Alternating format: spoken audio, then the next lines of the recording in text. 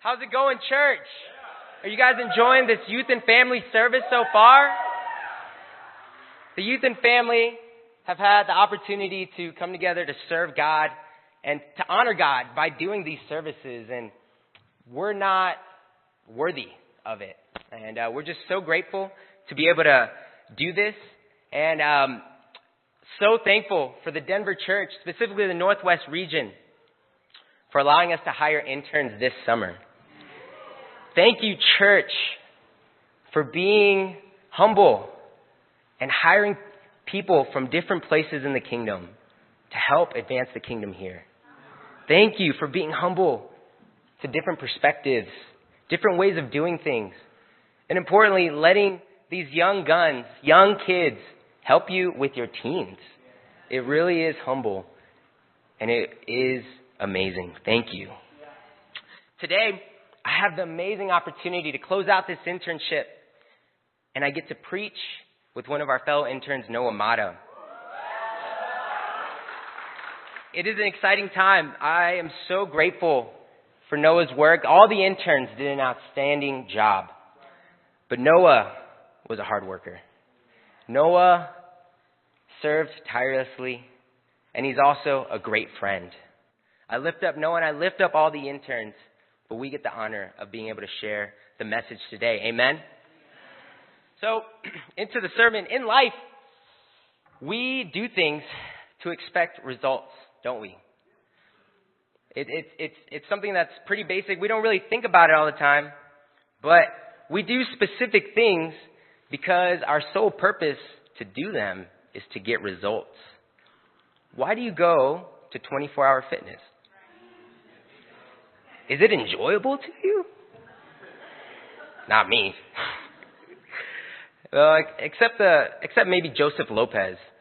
I don't know if you guys follow him on Facebook, but he's posting all these scriptures. My body's a temple. I always work it out and take care of it. Except if you're Joseph. What about school? What about college? Why do you guys get degrees? Why do you guys go to high school? To get results. Because my parents make me. No, to get results. To get good grades. You know, in life, we can expect results for some things. But that's not always the case spiritually, is it? If you've been a Christian for over 10 years now, even for over a week now, you know that spiritually speaking, we don't always have formulas. We can't always just apply A plus B equals C. It's going to create this super disciple. If you've been in any kind of leadership, you know that that's not the case. But the reality is, God always knows our hearts, and He wants to know our focus. He doesn't allow us to always do formulas, though formulas work, but it always goes back to our focus. In Jeremiah 17, is it up? Yes, it is. In Jeremiah 17, verse 10, it says, I, the Lord, probe into people's minds. I examine people's hearts. I deal with each person according to how he has behaved. I give them what they deserve based on what they have done. We see here what God's approach is. He starts with our focus. What do we focus on? He also examines our results. He sees what our hands have done, but He starts with the focus. And that's what we're going to talk about today. Today we're going to delve in to the book of Esther. Come on, ladies. Woo! That's right. Me and Noah are preaching on Esther. And what we're going to find out in Esther, what we're going to see, is that godly focus produces godly results. So, real quickly, I'm going to try and set the context of Esther as quickly as I can. Esther, if you've never read it before, Israel is in captivity in the Persian province. And specifically, the setting of this book is in the province of Susa, one of 127.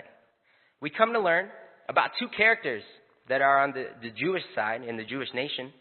Characters of Mordecai, who plays a blended father figure in the life of this beautiful Jewish girl named Esther. Esther is elected to become queen of Xerxes, who's the Persian king, because of her beauty. And then we're introduced with Haman. He's introduced as the opposer to the Jewish people because of Mordecai and his refusing and his conviction not to bow to Haman. And so Haman created a decree for genocide against all the Jewish nation amongst all 127 Persian provinces. So we're going to pick up in Esther 4. We're going to read verses 1 through 8.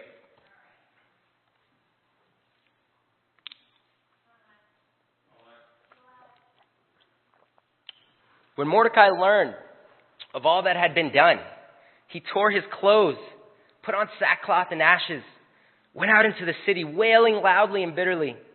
He went only as far as the king's gate, because no one clothed in sackcloth and was allowed to enter it. In every province to which the edict and order of the king came, there was a great mourning among the Jews, with fasting, weeping, and wailing. Many lay in sackcloth and ashes. When Esther's eunuchs and female attendants came and told her about Mordecai, she was in great distress. She sent clothes for him to put on instead of his sackcloth. But he would not accept them. Then Esther summoned Hathach, one of the king's eunuchs assigned to attend her, and ordered him to find out who was troubling Mordecai and why. So Hathach went out to Mordecai in the opening square of the city, in front of the king's gate. Mordecai told him everything that had happened to him, including the exact amount of money that Haman had promised to pay into the royal treasury for the destruction of the Jews. He also gave him a copy of the text of the edict for their annihilation, which had been published in Susa, to show to Esther and explain it to her. And he told her to instruct her to go into the king's presence, to beg for mercy and plead with him for her people. So what I'm going to preach on and who I'm going to focus on is the character of Mordecai. My one point, Mordecai, a man of godly focus. I know you guys are like, wait, but we want to hear about Esther. Don't worry. No one will get there. But we're going to focus on Mordecai because it's important to look at Mordecai considering he raised Esther. What was Mordecai's character like? Well, earlier in the book, in chapter 2, verse 5, it tells us that he was a part of captivity. He was, a brief history lesson, there was 3 deployments from Jerusalem. Mordecai was a part of the first deployment. So he was stripped from his homeland, from Jerusalem, and was taken to this foreign land in Susa. And it's clear during this captivity that his focus is on God the whole time. His focus is on God. To get a better idea of what's going on, if you read through Jeremiah, we get an insight on what Israel is going through. Israel is going through a time of discipline. God promises discipline because of what Israel has done. And yet we see this man, this simple man, Mordecai, is still so focused on God. Church, I want to ask, when you go through disciplines, are you still focused on God? When there's hard times in your life, when you feel like you're in exile or you feel like you're being held captive by Satan, the tempter, not by God, but by Satan, do you have focus like Mordecai? Or do you become inwardly focused? Do you focus on yourself? Do you decide that because of all these hard things, because of life, I thought being a Christian was going to be life to the full. I thought, fill in the blank. Do you now decide that God doesn't love you? Or do you have the proper perspective that God disciplines those he loves? It's written throughout the whole Old Testament God had to discipline and they had to adapt the proper perspective. I remember for me a chapter in my life where I wrestled with depression. I remember feeling, why are you allowing this to happen? Why can't I feel you? Why can't we connect? Didn't I decide to become a disciple? Why would he allow this? This doesn't make sense. It taught me perseverance. It taught me a different aspect of my relationship with God that I'm so grateful to have had today. I stand here saying, I'm grateful for that. I could not have said that in the time. No way. I'd be like, no, please take it away from me. But I had to learn how to have conviction about the absolute truth that the Word has. The promises that God's children has. I now realize how to take discipline from the Lord despite the feelings that are associated with it. Even now, currently, I'm going through a new chapter. I'm young in the ministry. It's been about a year since I've been able to serve God in the full-time ministry. I don't know what I'm doing. I mean, I have a jacket on. That doesn't mean I'm put together. This is a new chapter in my life. And I see the call for excellence. I'm young. There's so many things in my life that I still need to work on. And I appreciate the humility. Thank you for your grace, church. And I ask that you help me.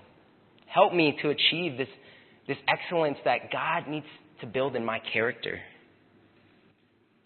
But I need to remind myself of the proper focus. I need to remind myself to have godly focus. Where does your focus go during hard times? Where does your mind wander? Do you choose to be apathetic? Especially the men. Do you choose to medicate with other things besides God? Do you choose to forget your first love and turn to these worthless idols? What would your hearers say in the workplace, at your schools, teens? Parents, what will your kids say? Where is your focus? You know, it's hard to keep secrets if you have youth and family workers working with your teens. I'm just going to tell you straight up. Because as we work with the teens, we see what goes on at home. Good and bad. I'm just being real. So it's kind of a little hard to keep secrets if you have a teen in the teen ministry, the youth and family. But please, keep sending them. We love them. Teens are quite perceptive, more than we give them credit for. Augustine, oh my goodness. This boy calls me out every time. He's like, hey man, how you doing? I'm like, good. It's like he's discipling me. I'm like, oh man. So yeah, I noticed you were a little off the other day. I was like, how'd you see that? Like I tried so hard to not show. Teens have perception for sure. Or do you respond with true humility like Mordecai had? Okay, what is this? What am I showing right now? So Mordecai responded, right? When Haman said he was going to create genocide. How did Mordecai respond? It says he responded with sackcloth and ashes. Now, what was a sackcloth? It wasn't, that thing that we put potatoes in. This is a picture of what a sackcloth would have been. It actually would have been made of goat hair. So that is made of goat hair. And I remember as a kid, one of my worst feelings was going to get a haircut because, maybe for men, but you would get the hair like right here, like right in your neck. And I don't know, I just picture like wearing a sackcloth would be like if you went to the barber shop and you said, hey, can you collect all the hair for me and make a sweater out of it? And let me put that on. Ew, that's nasty. But the idea, why on earth would he put this on? The idea was to be uncomfortable. The idea was to be desperate and humble for his need for God. It's true. Being humble can be uncomfortable. Say it with me. It can be uncomfortable. I've learned that no matter the circumstance, humility is always the answer. It's uncomfortable only for a little while. I'm not going to lie to you and say, oh yeah, it feels great. It does feel great, but it's a little uncomfortable at first. Humility is always the high road. It's always, no matter the circumstance that you're in, whether it's with your family or a complete stranger, humility is always the right answer. Do you have the proper focus to be completely humble before your God?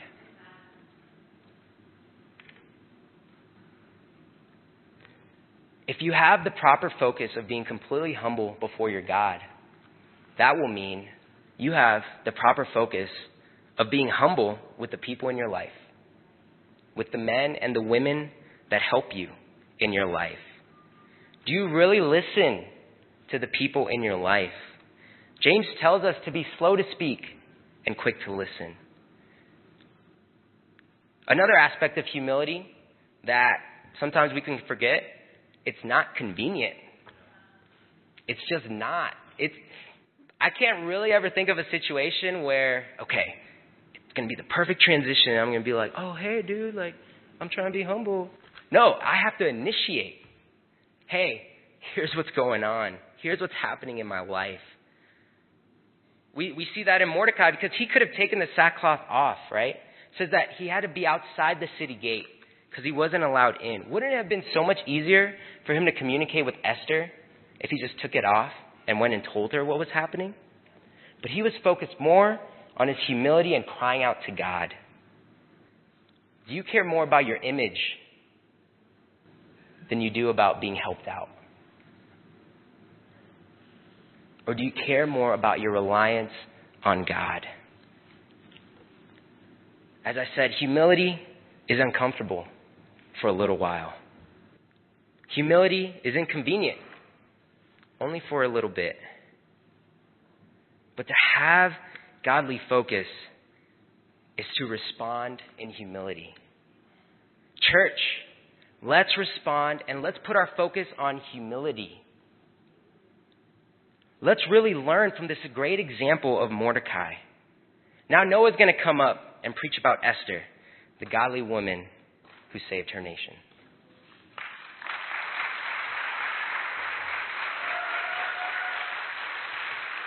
Thank you so much, Lex, for really setting the volleyball up, and hopefully I won't slam it too hard. But I'm so grateful for every single one of you here. Just to be honest, I'm just a young guy who is so unworthy, and a young guy that's trying not to be defined by his past mistakes. And the fact that I'm here, the fact that I can speak to a church that, to be honest, there's many of you that I look up to. It's God. And that's what this story's about. The honor that we have to be able to serve the youth and family. I like the transition from calling it teens to youth and family because this is really a family. You know, as important as it is for young, idiotic guys like me to help young, idiotic teens like you, but I love you. It's so much more important, important, to be able to help one another out as a family. But I did want to talk about Esther. And to be honest, if she was a modern-day kingdom kid, I would have a crush on her. Yeah, everybody would want to ask her to teen prom. But let's read a little bit of what's going on in this situation with Esther and Mordecai. Starting in verse 10, Esther chapter 4, it says, "Then she instructed him to say Mordecai after she received Mordecai's message about the reality of what's going on. It says, all the king's officials and the people of the royal provinces know that for any man or any woman who approaches the king in the inner court without being summoned, the king has but one law, that they be put to death, unless the king extends the gold scepter to them and spares their lives. But 30 days have passed since I was called to go to the king. Verse 12, when Esther's words were reported to Mordecai, he sent back this answer. Do not think that because you are in the king's house, you alone of all the Jews will be able to escape. For if you remain silent at this time, relief and deliverance for the Jews will arise from another place. But you and your father's family will perish. And who knows, but you've come to the royal position for such a time as this. Then Esther sent this reply to Mordecai, go, gather all together all the Jews who are in Susa and fast for me. Do not eat or drink for 3 days, night or day. I and my attendants will fast as you do. When this is done, I will go to the king, even though it is against the law. And if I perish, I'll perish. Esther was a woman of godly results. You know, I appreciate Mordecai's input, and I appreciate him emptying out himself to be able to help Esther. In many ways, that's exactly who you guys are. A lot of parents in this room, you have poured yourself out to your children. But I don't want us to think that just because Esther is a teenager, that we can't all connect with where she's at. At some point in our lives, whether it was in the past or today or tomorrow, we're all going to be in Esther's shoes. You know, Esther's eventual heroism was a byproduct of Mordecai's godly focus. You know, I think about this concept and I think about Esther. You know, she had some incredible qualities about her. This is her Facebook profile picture. Sweet choice. But, I mean, I think about it. She was beautiful. Incredibly beautiful. She won the hearts of so many people. And Esther chapter 2, verse 17, it just talks about how, in comparison to all the people in the other pageant, she straight up demolished that beauty pageant. She was really great with people. She won the hearts not just by her physical beauty, but she carried herself in a way that was incredible, impeccable, in a way that I would want my daughter to carry herself one day. But in addition to that, she was also blessed with so many things. Despite losing her family, despite the challenges that she went through as being a Jew under exile, man, she was given power and wealth. And basically, half of the kingdom of King Xerxes. That's incredible. The rags to riches stories for sure. You know, I think about all of us. And I think about every single one of our stories. The beautiful thing about human beings is we have all very unique stories. But something that we share in common is the fact that you're sitting in this room in the United States of America, as messed up as this country is, you are blessed. We have so many incredible resources here in the United States. And my parents were from the Philippines. Let's go, Manila. You know, they had some humble beginnings as well. And for me, to be honest, I never got a taste of that. They moved here and I was born. And I didn't get a taste of what poverty felt like. I mean, I've been on youth corps and things like that, but that's only a glimpse of actually living in poverty.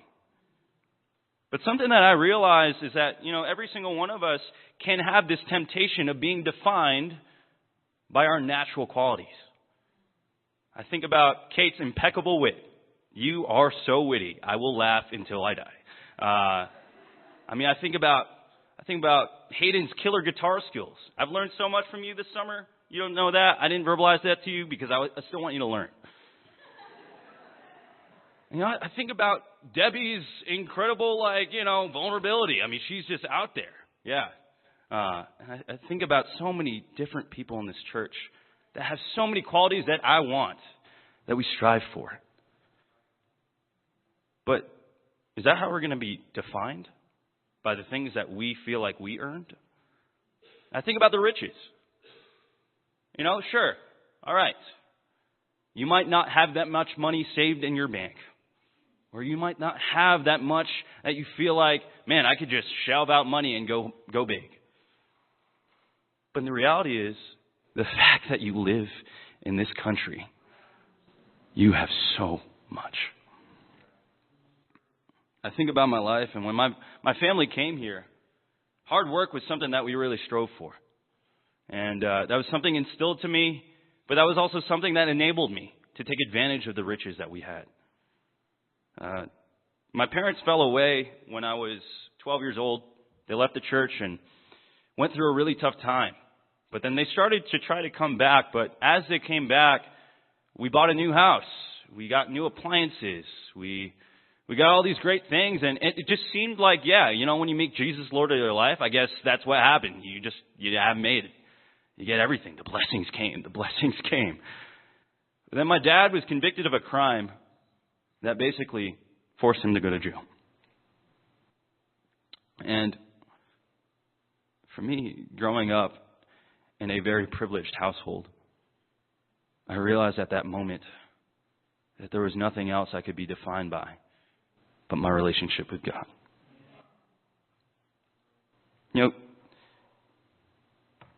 Esther faced the reality. She had a huge problem. First of all, she was a Jew. And at this time, Haman drafted an incredible edict that was basically going to kill all the Jews in Susa. And he signed it. And it was out there. And it was going to happen. Even though she was a queen, strict Persian law. At this time, Persian law was super strict. There were so many holes and hoops that you had to jump through in order for things to happen. But they were strict. If you broke that law, you're in some deep trouble. Being challenged by Mordecai, she was faced with this predicament. You have no choice, my daughter, but to save our people. And if you stay silent here, my daughter, don't think you're going to be saved. Maybe for a little while. Kind of like what Lex was talking about. But the inevitable circumstance will be, we will be saved. But it's just a matter of if you want to be part of that story or not. This was Esther's circumstance. I mean, she had a lot of worldly awesome. The exact things that she wanted and those around her wanted were at her disposal. But despite her power, her beauty, her respect, her wealth, she was a Jew who was in serious need to reveal who she really was. We have a problem. We're trying. The fact that you're in this room means that you want to know more about God, right? Whether you've been a disciple for years in your life or this is the first time you've gone to church. My buddy from high school is here. Thank you, Suki, for coming. But I think about this, and I think about this concept of whether it's your first time. But the fact that you're in this room, we are living in a world that doesn't want to know God.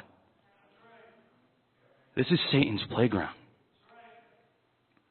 And not to sound cliche, but Satan has drafted this well-drafted plan to wipe us all out. And what's in the way? Our nature wants to be defined by our natural gifts and talents and our physical possessions, but that's the very thing that Satan wants to use and that has convinced us is plausible enough to tear us down. I think about that in my life, and that's what tore my family down. And church, I implore you as your intern, as someone who is going to leave in a week, I don't want you to be defined by this. I want us to strive as spiritual families, just like Mordecai and Esther will do. I want to ask us something. Are we facing the reality? What do you allow yourself to be defined by? What excuses are you making to avoid facing the reality? Are you allowing yourself to be defined by your natural talents? Or are you allowing yourself to be defined by God. But there's an incredible news. It doesn't have to stop there. Once we face the reality, we have an opportunity to respond. Esther had a godly response. And that's what made her a hero. It wasn't the fact that she was a Jew. It wasn't the fact that she had all these great talents. It wasn't the fact that she had all these incredible wealth and possessions. But it was because she responded the way God had intended for her to do. What's cool about this story, Esther is one of the only books in the Bible that don't mention God, period, explicitly. But the beauty about it is through the text, you can see God is so relevant and so there. But first of all, Esther had a vulnerable response. And the teens know that this has been like probably the thing that has been preached the most, vulnerability. And to be honest, it's the very thing that scares me. It's the very thing that I didn't want to be defined by when I was in high school. And there's something about vulnerability that everybody sees all of you. You're no longer become two people, you're one person. And to be honest, church, I'm not preaching this because I know it all or I'm this expert in vulnerability. I'm just preaching it because we need this. We all need to be defined by this godly response. And I think about me. So 4 weeks ago, actually, in this building, I ripped my pants when we were singing. It was rough. I think you called us to come up to come sing, and then I get up and it, like the Red Sea parted on my pants. And oh my, it's just the worst because you're clapping, but I'm clapping and trying to cover up what's behind there. And Lord knows who was behind me, but you saw everything, Yeah, I was wearing Tasmanian devil underwear. But seriously, that's what vulnerability is. You are completely exposed. This is how we know Esther was vulnerable. She said, guys, I can't take this, in modern day language. Can you fast for me? For 3 days, not just one, not just two, but 3 days I need you to fast for me, and I will do this. Are we humble enough, church, when we need help to say, hey, when's the last time you asked somebody to fast for you? I know we do these corporate fasts for incredible things like missions or something like that, but what about for one individual person? She needed that.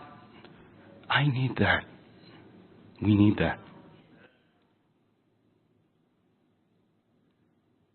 And if it's your first time coming or you're studying the Bible and trying to figure this whole God thing out, are you asking for help? Because we need help. And if you think you're going to sign up for something that when you're in the waters of baptism, you come out, you're saved, you're awesome, you're holy, that you don't need help, man, you need help.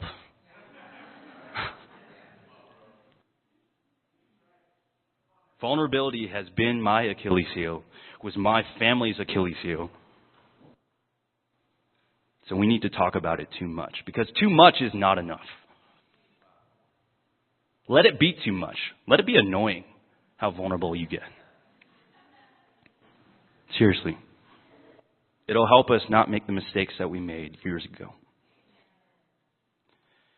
Next is courage. She was such a courageous woman. Not only did she recognize that she needed help, she finally decided, all right, I'm going to do it.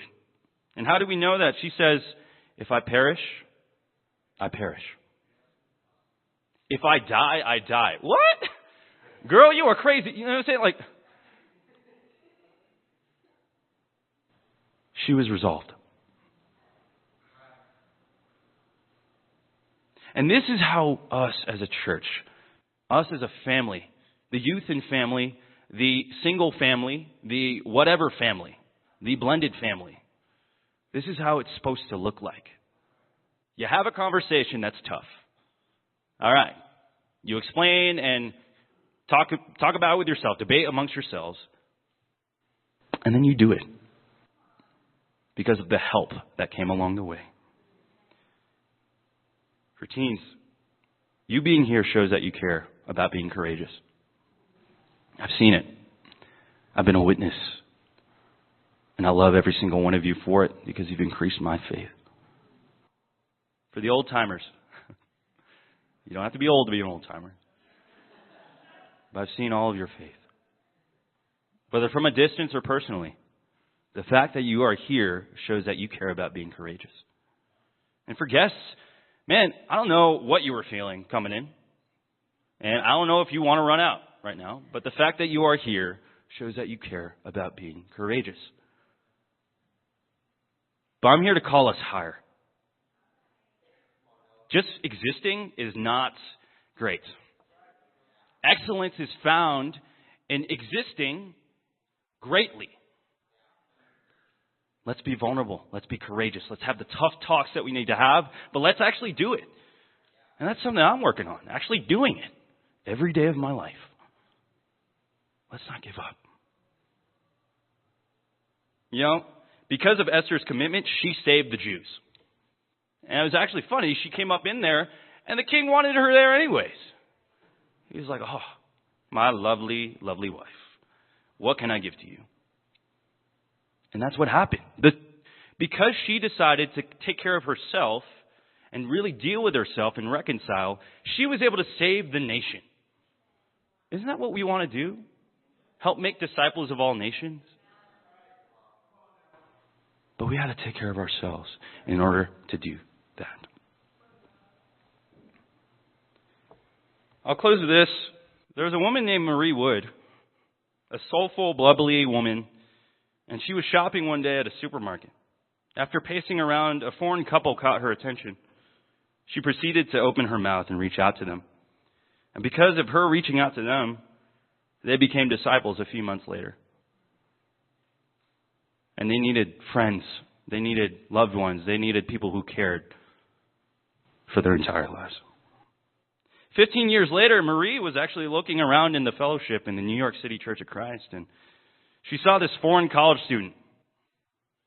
This guy caught her attention, so she ran to him and squeezed his cheeks, saying, "Do you know who I am?" And this guy was like, "I have no idea who you are." She said, "I'm your spiritual grandmother. I have forever been praying for you and your parents." Marie Wood courageously spoke to my parents the summer of 1995. This woman is the reason why I'm standing in front of you today. Because of her continual prayers, not only am I saved, as my parents were restored last year.